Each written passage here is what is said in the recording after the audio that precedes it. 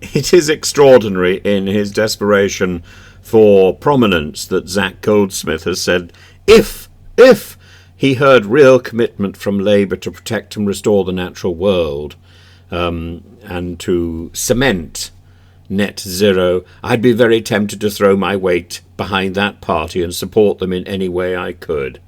Well, I think this is a sign from somebody who is desperate for attention and desperate to climb whichever train he thinks is going in the right direction.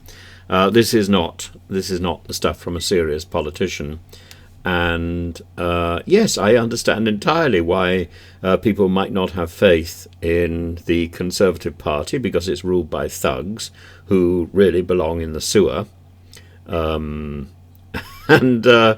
I think Rishi Sunak's efforts to get the economy under control will not be in time. It will be in vain.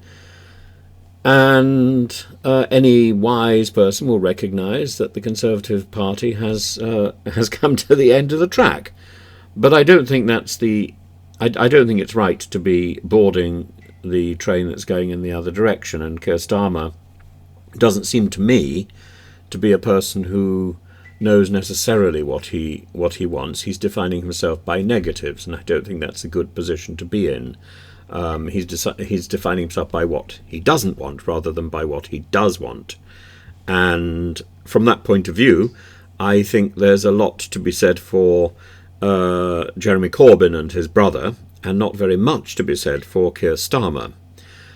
Added to that is the fact that I can't name very many people in the Labour Party, and I can't identify very many people beyond Yvette Cooper in her woolly and on the front bench. Angela Rayner. The really interesting people on the front bench, Teddy, one of the brothers anyway, whatever his name was, the nice fellow, and Hilary Benn. They don't seem to have any serious prominence at all. So my concerns about the Labour Party is it's not so much a party in waiting to govern as a person in waiting to govern, and that doesn't strike me as and not particularly a person waiting to govern, but a person waiting to take over when the engine finally conks out of the Conservative Party train. So I think Zac Goldsmith is being disingenuous, but not for the first time. But I think the Zac Goldsmith story is a nice story to send everybody to bed on. It's a sort of fable, isn't it?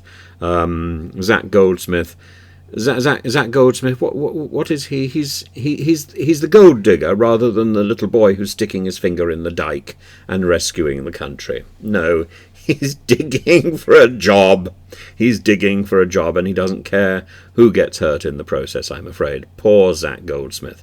Not a person who I would trust with the ecological future of our world. No. As I say, I choose my image very carefully. He is not the person with his finger in the dyke.